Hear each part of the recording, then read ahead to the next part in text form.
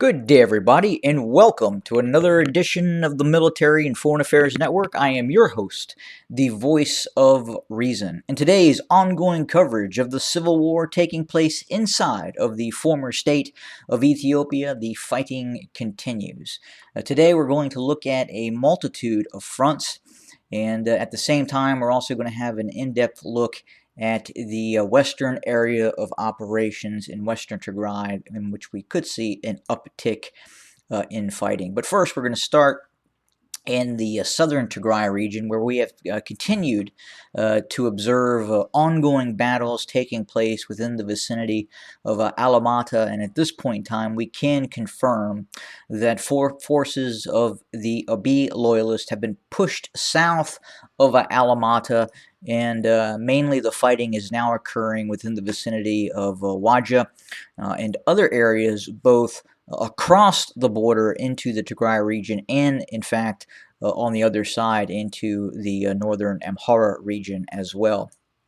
But again, as predicted, we saw the forces of the Abiy loyalists, the federal forces, move up the A2 highway, initially seize control of Alamata, and then attempt to push towards Korim, where they were then enveloped and attacked by very large elements of the Tigrayan Defense Forces between Alamata and then Korim. And then we observed further counterattacks by the Tigrayan Defense Forces near Alamata, and then we finally saw the Tigrayan Defense Forces regain control over Alamata, again evicting the Abiy loyalist forces and its Amhara regional militias from Alamata.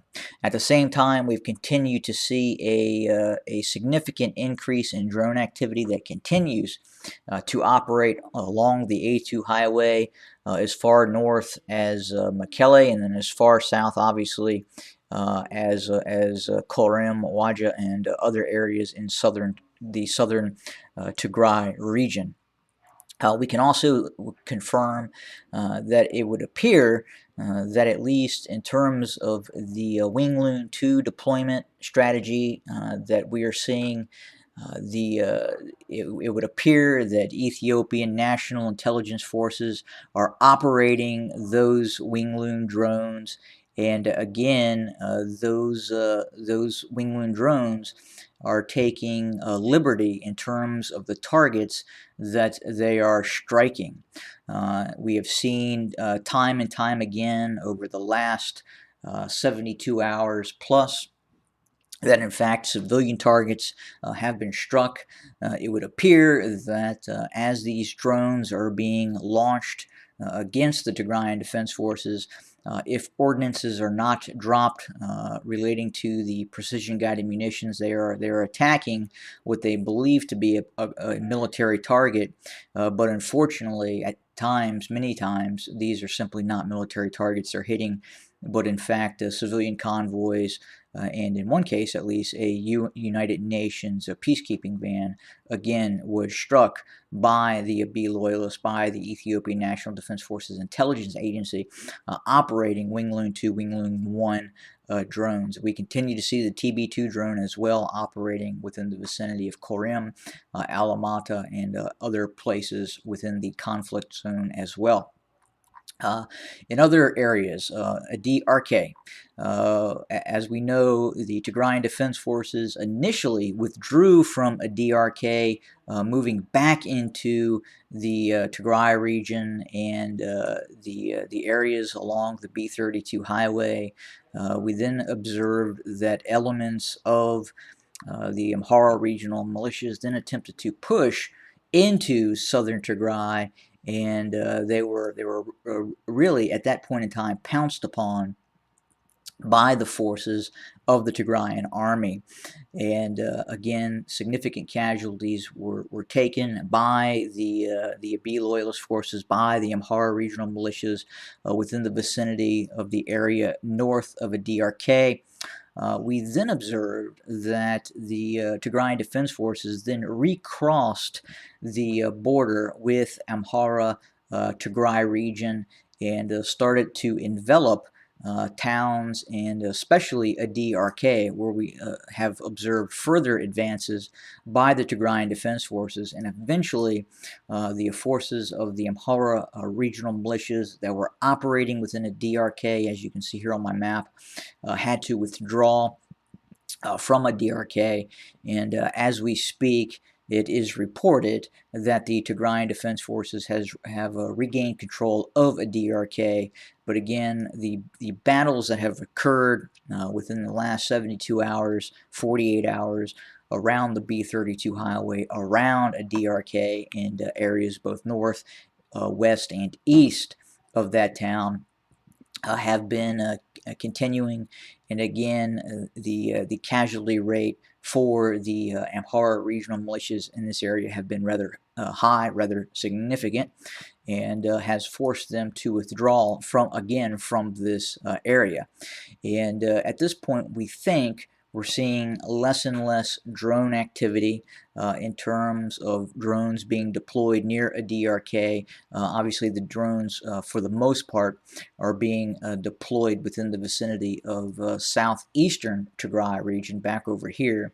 And we're not seeing as many drones being utilized near a DRK and May Semre.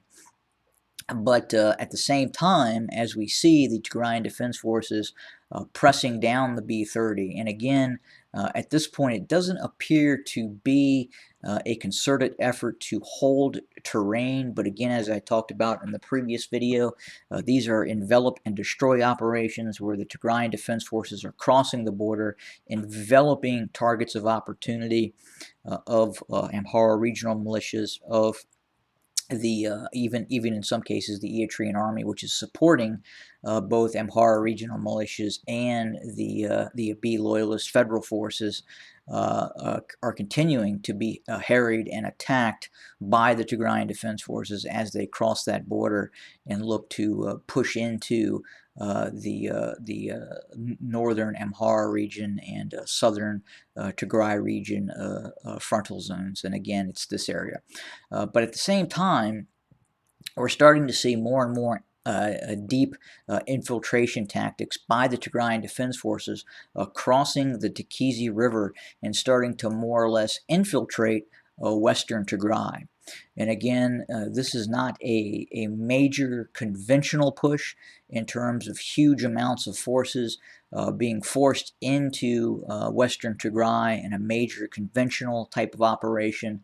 Again, this is small unit activities that are crossing over the Tigray River, infiltrating deeper and deeper into western Tigray, and using some of the same strategies that were originally utilized when the Abiy loyalist forces were evicted from the Tigray region proper back several months ago.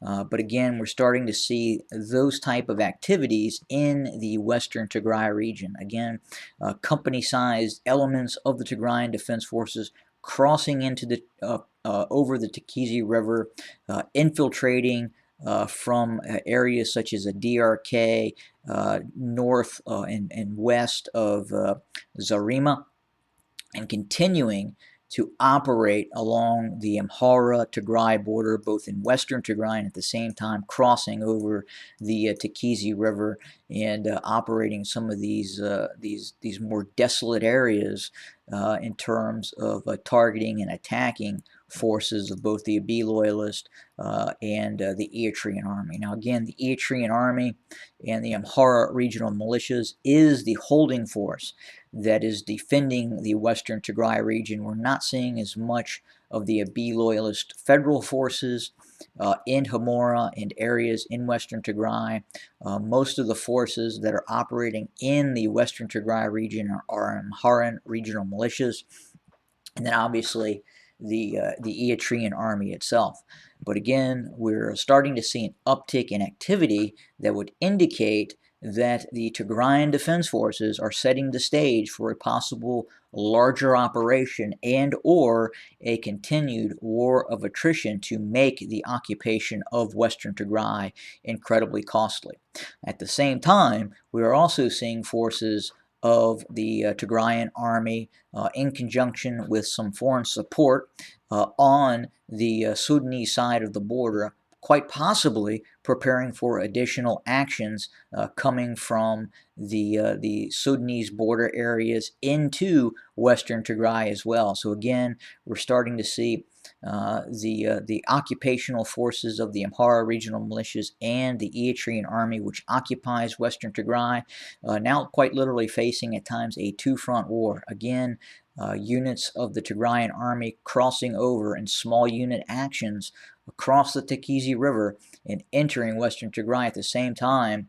Other forces of the Tigrayan army starting activity along the Sudanese border and again crossing over, launching these operations and making it very, very costly for these occupying forces in the western Tigray region. One of the benefits is we're not seeing as much drone activity in western Tigray as we have seen in eastern Tigray. So again, that is helpful for the Tigrayan defense forces, which have been harried by these more advanced drones in eastern Tigray, but in western Tigray, they're just not seeing as much of that right now. But again, not so much as large-scale conventional operations by the Tigrayan Defense Forces, but again, small-scale company-size elements crossing over and again engaging forces of the Eritrean Army and the Amhara regional militias in western Tigray, and that will continue. In other areas, we continue to see sporadic fighting along the eastern border, specifically near Abala. We have continued to receive more and more reports of some of the atrocities that have occurred within the vicinity of Abala, and it is significant. After the conflict, whatever time that were to end, we have all reason to believe that there will be some rather incredible horror stories about what has occurred in Abala in reference to peoples from Tigray that are living in just across the border in Abala, have been persecuted, incarcerated, and in some cases much, much worse. And we may in fact find out that Eritrean sponsored death camps could be in fact operating and supporting the Afar regional militias in terms of identifying and attempting to terminate peoples from the Tigray region living in Abala and around Abala. And that is one of the reasons why we continue to see Tigrayan Defense Force activity within the vicinity of Abala itself. But again, some of the stories that are filtering out of Abala in terms of what is happening is really horrendous and very, very difficult to listen to. But again, needed to point that out as it is occurring, and it's something that you're really not hearing on the mainstream media at this point.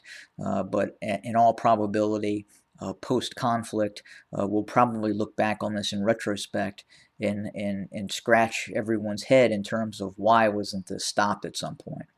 And unfortunately, that's society at this point, and all eyes are on other places, as opposed to looking at what's going on within the confines of this conflict. Again, very little coverage of the conflict from the mainstream media, very little coverage from even off mainstream media in terms of what is going on. You really have to have individuals on the ground supporting your network or supporting your news coverage in terms of what is actually happening on the ground in order to report what is going on. The Abiy loyalist forces, the Ethiopian federal forces under the leadership of Abiy Ahmed and the Prosperity Party have made it incredibly, incredibly difficult for verified media to get into the country and report on what's going on. And you have to then ask yourself why. Well, you really don't. You simply you have to look north